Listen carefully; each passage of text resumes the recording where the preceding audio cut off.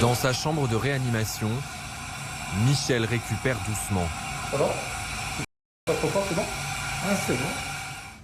Ce patient de 66 ans a été contaminé par la Covid il y a une quinzaine de jours. Il n'est plus contagieux, mais il est encore sous assistance respiratoire. Là, je vous laisse digérer. Ah, ça va. Vers 14h, on pourra se mettre au lit et se mettre sur le ventre. Impeccable. Pratiquant un peu de sport, atteint d'un léger diabète, il ne souffrait que de fièvre au début de la maladie, mais a finalement dû être hospitalisé. C'est vrai que c'est fatigant, ce virus. J'avais jamais connu de toute ma vie une telle fatigue, on va dire. Ce patient est-il atteint d'une forme classique du virus ou a-t-il contracté le variant anglais qui circule activement dans la région? On va appeler. Sur une centaine de patients Covid dans cet établissement, 4 cas étaient identifiés en début de semaine, une proportion encore faible. Sans faire de lien de cause à effet, le docteur Jean-Michel Arnal le remarque. Certains malades récemment admis ont des profils atypiques. Les patients qu'on a aujourd'hui sont plutôt plus jeunes que ce qu'on a vécu en mars et avril dernier, et moins comorbides. On a l'impression que ce variant anglais dont on entend parler change un petit peu la donne avec une forme qui est beaucoup plus contagieuse et donc qui touche plus de gens. Des cas moins graves ou jugés trop fragiles pour la réanimation sont admis dans cette unité Covid dirigée par cette pneumologue. C'est à cause du Covid qu'on a besoin de l'oxygène. J'ai craché tout à l'heure du sang. Ouais, mais c'est pas grave. Comme son collègue de réanimation, Clarisse Audigier-Valette s'interroge. Le variant anglais pourrait influer sur les hospitalisations. On a des patients en dessous de 60 ans, en dessous de 40 ans, avec des patients qui sont pas forcément à risque. Très bien évidemment, vous avez les patients qui ont du diabète, des patients qui ont de l'hypertension. Depuis notre tournage, l'hôpital Sainte-Mus a accueilli 7 malades du Covid, tous âgés de moins de 65 ans, en provenance d'un autre établissement du Var. Tous sont touchés par le variant anglais. Est-il plus dangereux?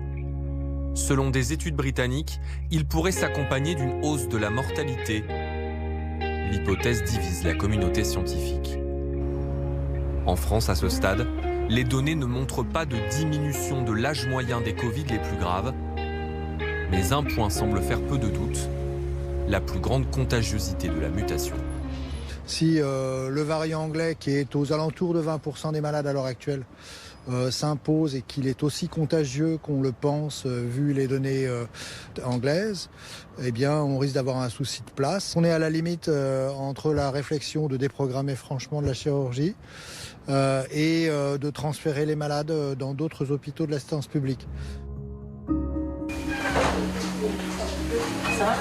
Ce manque de place peut être bientôt lié aux variants et déjà un souci permanent pour Ludivine Chalumeau, médecin réanimateur dans cette clinique de l'Essonne.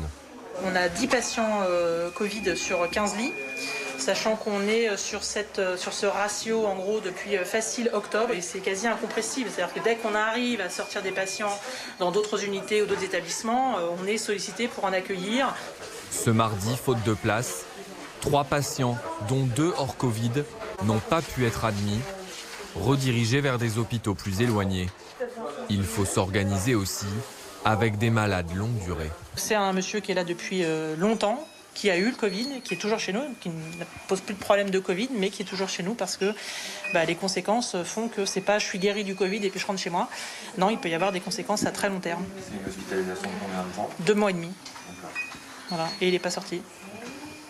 Un fonctionnement à flux tendu, alors même que les cas liés aux variants britanniques sont pour l'instant rarissimes. On n'a, à ma connaissance, dans le service, pas de variant sud-africain ou anglais. Je sais qu'en dialyse, par contre, il y a effectivement un patient qui est dépisté, positif, qui a des signes modérés au variant anglais.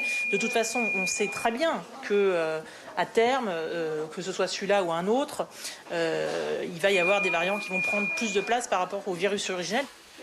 La généralisation d'un variant plus contagieux représenterait une surcharge de travail importante pour un personnel déjà exténué. Il y a eu beaucoup d'infections Covid dans le personnel. Il y a eu beaucoup d'arrêts. Il y a eu beaucoup de gens qui se sont mis en arrêt parce qu'ils étaient en burn-out, parce qu'ils étaient épuisés, parce que c'est dur et que c'est lourd et que c'est pas se plaindre pour se plaindre. On a des vrais problèmes de personnel en fait. Depuis le 25 janvier dernier, le nombre de patients Covid dans les réanimations de tout le pays est repassé au-dessus des 3000, un seuil considéré comme critique par les autorités. Le chiffre ne cesse d'augmenter depuis.